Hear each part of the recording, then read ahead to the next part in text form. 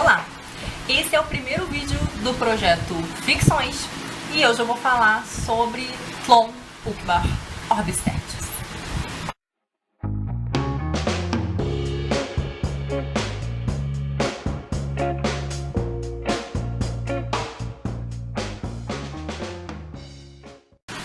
Bom, gente, vamos dar início ao projeto.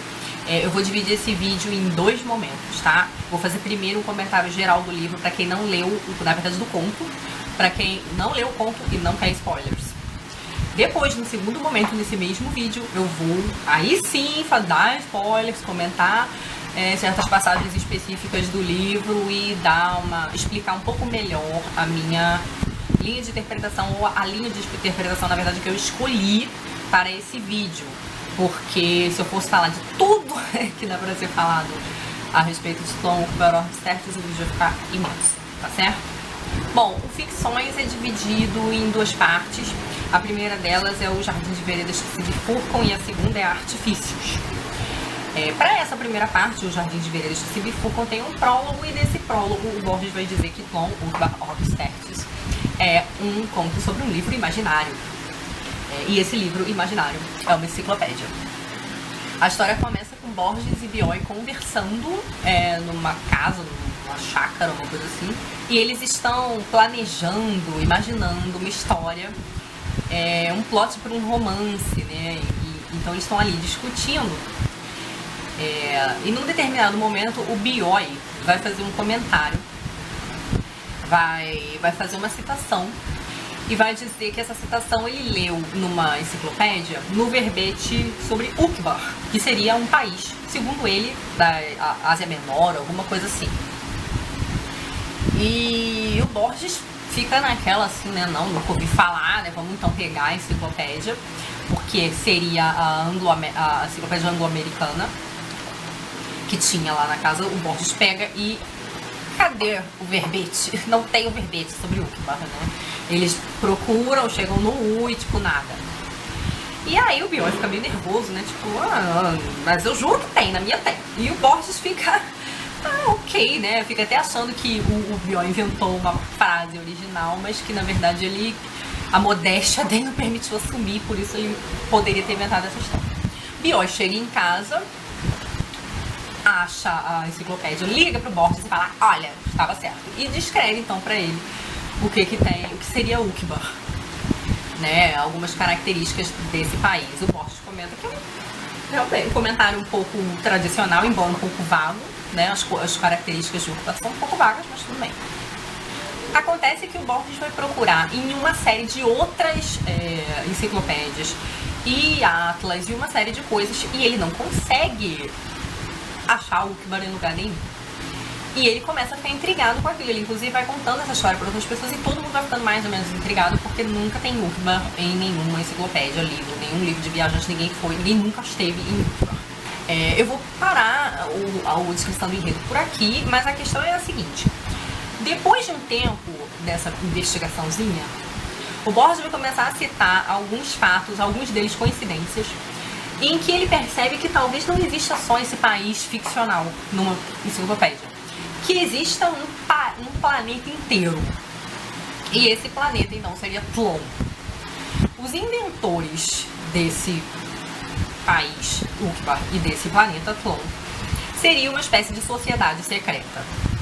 E essa sociedade secreta se auto-intitula Orbis Tertius, em latim, Terceiro Mundo.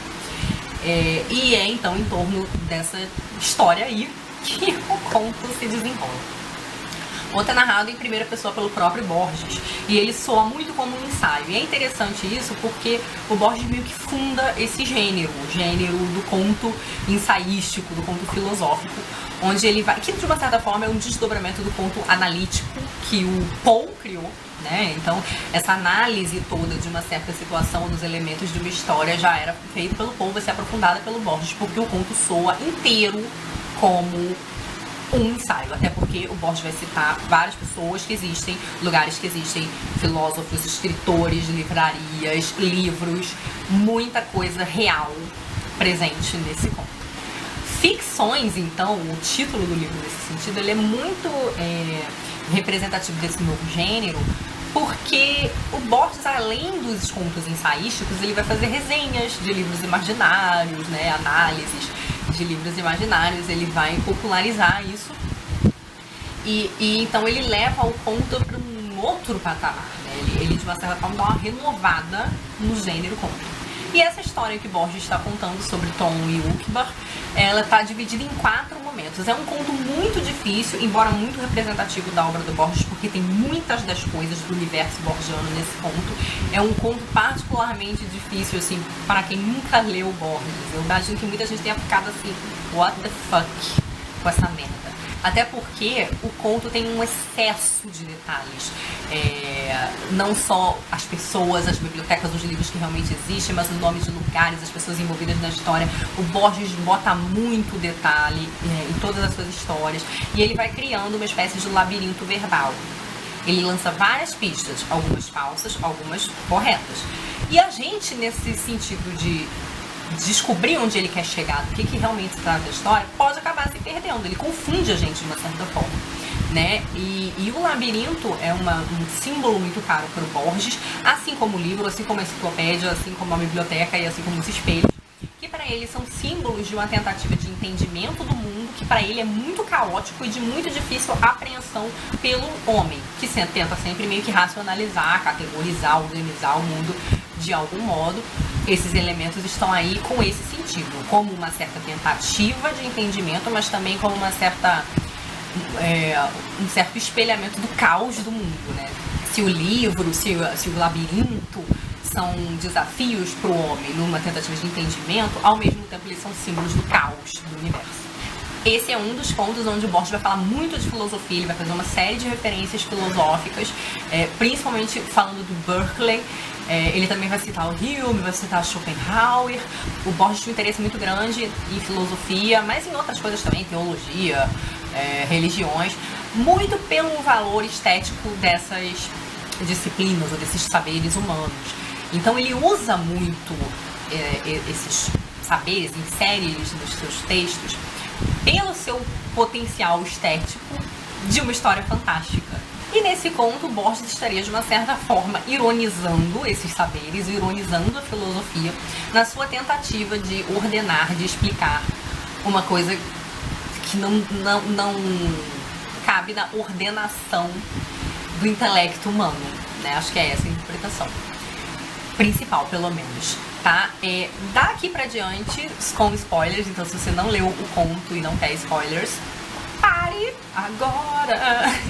Bom, como eu falei pra vocês, o conto é dividido em 4 momentos, tá? Então no primeiro momento, aqui tem um roteirinho pra eu não me perder, tá? Ele é a descoberta de Uqbar com a conversa do Borges e do Bioy, e isso já tá mais explicado aqui pela primeira parte do vídeo. Só que quem leu o conto deve ter percebido que quando ele começa, o Bioy começa a descrever o que tem em Uqbar, afinal de contas é uma enciclopédia. Então ela vai falar da geografia de Uqbar, vai falar da cultura, vai falar, né, de características diferentes, até que ele chega na arte, na literatura, e ele diz que a literatura de Uqbar é toda de caráter fantástico e que eles nunca fazem menção à realidade de fato, eles só fazem menção a certas questões referentes a 2 lugares, e um deles é Tlön. É a primeira citação de Tlön que a gente tem no conto, é no verbete de Uqbar. Em seguida, o Borges vai fazer um pulo temporal, lembrando um engenheiro ferroviário inglês que teria sido amigo do seu pai. Essa pessoa existiu, e o nome dele era Herbert Ashe. E o Herbert, então, antes de morrer, na verdade ele estava hospedado num hotel e recebeu uma correspondência.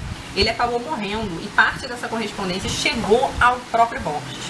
E aí, tudo isso inventado, né, pelo Borges. Mas enfim, ele fala como se fosse verdade e a gente fica se perguntando se é. Bom, então o Borges vai ter acesso a essa documentação do Herbert Ashe e ele vai perceber que ali tinha o volume 11 da primeira enciclopédia de Tlön. E aí, o Borges vai lembrar dessa citação de Tlön no verbete sobre Uqbar. E ele vai ficar intrigado, vai ler esse volume 11 dessa enciclopédia. E aí a gente vai pro terceiro momento do conto, que é a parte enciclopédica mesmo, que é a descrição de Tlön. A filosofia de Tlön, a arte de Tlön, a língua, enfim, a literatura. E é aí que a gente vai saber que em Tlön as pessoas são profundamente idealistas, né? E o Borges vai fazer toda uma comparação com o Berkeley, né? O filósofo, que era um idealista radical, porque a realidade de Tlön, ela não é como a nossa. Tlön é um mundo onde as coisas existem apenas porque são pensadas. Então as pessoas pensam, as coisas vêm à vida. E o Borges então vai fazer um paralelo com o Berkeley, porque Berkeley acreditava, e tem alguma semelhança também com a filosofia do Kant, que o homem não tinha como conhecer as coisas reais do mundo. Ele não tinha nem como discutir se haviam coisas reais no mundo, porque tudo que o homem tinha era uma percepção do mundo. Era o modo como as coisas se apresentavam para ele. Então não se poderia falar de um mundo real, você só podia falar de um mundo que era percebido pela mente humana, do modo como a mente humana dava conta de perceber aquilo ali, né? Então o Borges vai fazer essa comparação então dessa filosofia idealista do Berkeley com a realidade universal, a realidade do mundo em Tlön, onde as pessoas pensam as coisas e essas coisas existem por isso, em virtude do pensamento dos habitantes. O último momento do conto é um pós-escrito de 1947. Então o Borges teria publicado essa primeira história, que termina na enciclopédia de Tlön, em 40. Em 47 ele escreve um adendo para essa história, onde ele vai falar da inserção dos elementos de Tlön na Terra. Então ele vai dizer que nos Estados Unidos descobre-se os 40 volumes da primeira enciclopédia de Tlön, e que ali aquilo vai causar um frisson na mídia, as pessoas vão ficar obcecadas, porque Tlön é um mundo organizado, é um mundo explicado pela mente. Ele é todo certinho. E as pessoas então vão ficar alvoroçadas, querendo, na verdade, um certo fascínio com aquele mundo que tem toda uma explicação. Aquele mundo que é todo explicado, todo redondo, todo cheio de sentido. E então os elementos de Tlön começam a invadir o mundo, os objetos começam a aparecer no mundo, e o Borges então começa a prever que a Terra vai deixar de existir e tudo vai passar a ser Tlön.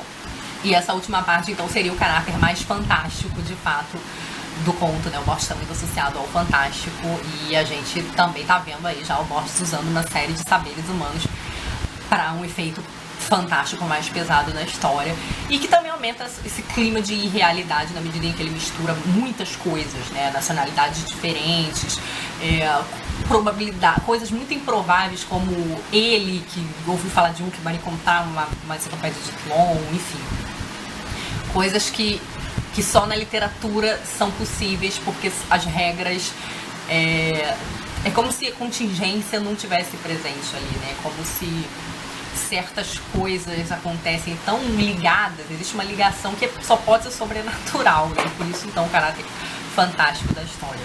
É nessa última parte também em que o Borges vai dizer que o Herbert Ashe teria recebido uma carta, e que nessa carta estava escrita toda a verdade então sobre Tlön e sobre Urbar, tá? Bom, então a explicação é a seguinte: no século XVII, provavelmente em Londres, uma sociedade secreta formada por mais ou menos uns 300 especialistas em várias coisas diferentes, geologia, filosofia, ciências, enfim, especialistas mesmo em literatura, história, filosofia.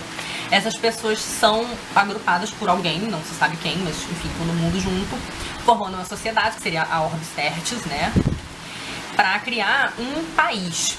E eles então começam a fazer essa enciclopédia secreta sobre esse país. 2 séculos depois, essa fraternidade chega nos Estados Unidos. E os americanos começam a achar muito simplória essa ideia de criar um país. E tem toda uma ironia do Borges aí, porque ele vai citar um estudioso chamado Buckley. E esse estudioso vai falar: criar um país, que bobagem, né? A gente tem que criar um planeta. Tem toda uma ironia da megalomania americana aí, porque os Estados Unidos, se você pensar por um certo viés, inventaram um país, né? Então, o que é inventar um país para os americanos? Vamos inventar um planeta. E é no século XIX, então, que surge a ideia de criar todo um país. Então, aquela ideia do livro infinito, escrito por infinitas mãos, para criar um país, é elevada para se criar um planeta, e esse planeta é Tlon. Essa coisa do livro infinito, escrito por infinitas mãos, também é muito interessante. O infinito retorna sempre na obra do Borges, porque o Borges está sempre muito preocupado na sua obra em problematizar os 3 pilares de uma espécie da segurança da vida humana. Então, são os pilares fundamentais onde a existência humana se apoia, que seriam a personalidade, o tempo e o universo.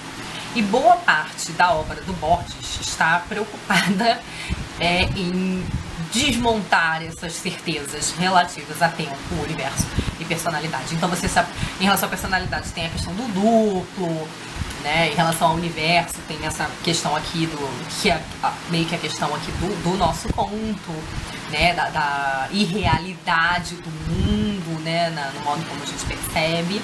E essa coisa, então, do tempo infinito ou do eterno retorno na questão do tempo, ou do tempo simultâneo, do cancelamento do tempo. Se você quiser saber mais um pouco disso, dá uma olhada na minha resenha sobre o Aleph, porque eu vou falar um pouco disso. Então, vou deixar o link aqui. Bom, a provocação desse conto, então, tá no fato da filosofia idealista de Tlon, que eu já comentei mais ou menos na primeira parte do vídeo, né? Tlon é um lugar totalmente esquematizadinho e explicado pela inteligência humana. E o Borges está querendo mostrar pra gente que o universo, ele tem coisas irracionais que não são passíveis de explicação e que ele é caótico, que nenhum sistema nosso que busque dar conta do mundo e vai estar de fato dando conta das suas características. Na verdade, ele vai estar reduzindo o mundo a categorias que a gente possa compreender. Na página 22, ele vai dizer assim: os metafísicos de Tlon não buscam a verdade, nem sequer a verossimilhança. Buscam o assombro. Julgam que a metafísica é um ramo da literatura fantástica. E, em parênteses, essa parte é muito representativa do próprio Borges, né? Da própria visão que ele tem da filosofia, né? Ou pelo menos do uso que ele faz da filosofia, pelo seu caráter fantástico, estético. Sabem que um sistema não é outra coisa além da subordinação de todos os aspectos do universo a qualquer um deles, que eu acabei de falar. Na página 32, ele vai fazer uma citação muito interessante daquilo que ele considera um sistema fechado e ordenado que explica tudo do mundo, que é o nazismo, né? Então ele vai fazer uma citação muito interessante. Há 10 anos, bastava qualquer simetria com aparência de ordem, o materialismo dialético, o antissemitismo, o nazismo, para inflamar os homens. Como não se submeter a Tlon? A minuciosa e vasta evidência de um planeta ordenado. Inútil responder que a realidade também é ordenada. Talvez seja, mas de acordo com leis divinas, traduzo leis inumanas, que nunca chegamos a perceber inteiramente. Tlon pode ser um labirinto, mas é um labirinto urdido por homens. Um labirinto destinado a ser decifrado pelos homens. Essa passagem é incrível, porque aqui ele está mostrando isso, que assim, o mundo pode ter a sua ordem, mas essa ordem não está acessível para a gente. A gente não consegue explicar com o que a gente tem de possibilidade de racionalização, de categorização com o nosso intelecto. Então, por isso ele diz uma ordem divina, né? Tá para além do nosso entendimento. Quando a gente começa a ordenar, a gente, na verdade, está subordinando o mundo às características, às categorias que a gente consegue entender. E ele diz, então, que Tlon é um labirinto urdido por homens para ser decifrado por homens. Eu leio isso de várias maneiras. Em primeiro lugar, tem um caráter de desejo divino do homem, uma vez que ele constrói o mundo, né? Então, assim, até uma coisa que o Buckley, aquele americano, diz, quando fala que os americanos é uma bobagem construir um planeta, um país, vamos construir um planeta. E ele diz assim, contanto que esse nosso projeto não compactue com Jesus Cristo, ele na verdade está rivalizando com Deus, né? Tipo, você acha que você criou um mundo, né? A gente vai criar um mundo aqui também, né? Então, quer dizer, não somos menos divinos. E tem uma questão interessante também, porque eu falei pra vocês que o Borges constrói, né? O Borges também é um construtor de mundos. Ele constrói Tlon, uma língua para Tlon, né? Porque ele vai botar aqui uma frase num idioma de Tlon vai aparecer num outro conto. E ele também urde o seu labirinto verbal pra gente decifrar. Então tem todo um espelhamento dentro da obra do Borges, né? Inclusive vários contos que fazem referências uns aos outros, uma obra que espelha a si mesmo o tempo inteiro. O Borges, então, aqui está falando pra gente de que a filosofia, ele está tentando sugerir aqui que a filosofia, a história, a ciência, esses saberes humanos, eles têm um quê de ficcional? Na medida em que eles tentam explicar o mundo, eles acabam criando uma história, uma ficção, porque eles vão selecionar algumas coisas em vez de outras, né? Eles vão olhar o negócio sob um viés em detrimento de outro, né? O Borges mesmo ironiza num determinado momento, por que ninguém conta a história de todos os pesadelos que alguém teve, né? Porque isso não é relevante? Então, assim, ele vai acentuar, de uma certa forma, esse caráter ficcional. E, de uma certa forma, a invasão da literatura no mundo real. Na medida em que aquilo que é considerado certo e fundamental para a nossa existência, para ele tem muito de invenção. E é interessante porque no próprio conto do Borges, a literatura invade a realidade, na medida em que você tem personagens reais no conto inteiro, você tem um estilo que é ensaístico, e a gente lê esse texto o tempo inteiro se perguntando o que aqui é real, o que é mentira, uma vez que várias dessas pessoas existem, as livrarias existem, os livros que ele cita existem. Então, assim, também agora está permitido fazer conto com pessoas reais, lugares reais, enfim. Isso, na verdade, hoje em dia é bem banal. A gente fala aí de autoficção o tempo inteiro, um monte de escritores fazem isso, é uma tendência da contemporaneidade. Mas isso não era comum na época do Borges, né? Então, assim como os elementos de Tlön invadem o planeta Terra, e aí para quem leu o conto lembra que uma princesa vai encontrar uma bússola e essa bússola tem uma inscrição em um idioma de Tlön.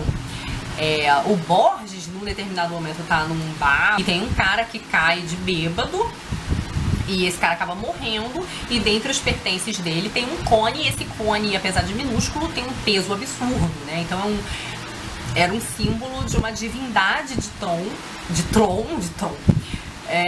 e que com um material que nem é terreno, né? Então essa invasão de Tlön no planeta Terra é uma espécie de símbolo da invasão da literatura nos saberes que não seriam ficcionais. Na verdade, da invasão, da invenção daqueles saberes que trabalhariam, né, ou que se propõem a trabalhar com o referencial, né, com o real. Enfim.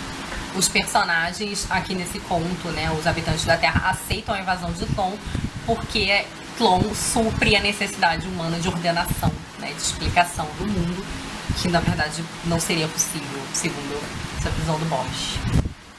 Eu citei no Snap que eu achava que o Borges lançava algumas pistas e tudo mais, e que tinha uma pista que eu achava muito interessante que ele lançava logo no início do conto, porque ele começa o conto dizendo o seguinte, e ele meio que entrega, né, a interpretação do conto, né, pelo menos essa linha que eu acho que é da interpretação principal, logo no início, quando ele diz: devo a conjunção de um espelho com uma enciclopédia à descoberta de outra.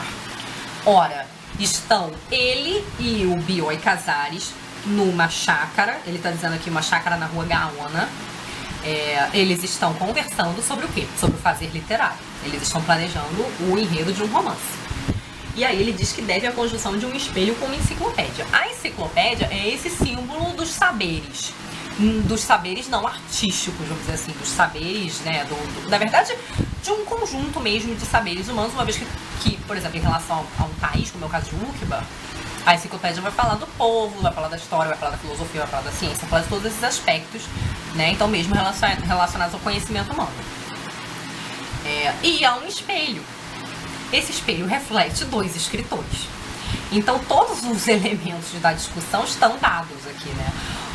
O símbolo do conhecimento humano e a ficção, né, os dois escritores. Bom, é isso, essa foi a linha interpretativa que eu escolhi.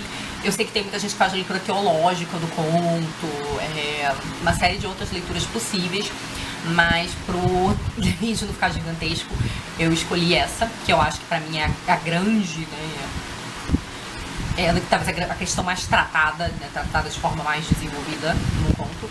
Eu espero que vocês tenham gostado do conto, para vocês não desistam. Eu até falei no Snap que tem que ter um pouquinho de espírito investigativo, né, para ler o Borges. E assim, gente, eu não sou especialista em filosofia e nada disso. E quando eu leio o Borges, eu também fico com as minhas perguntas.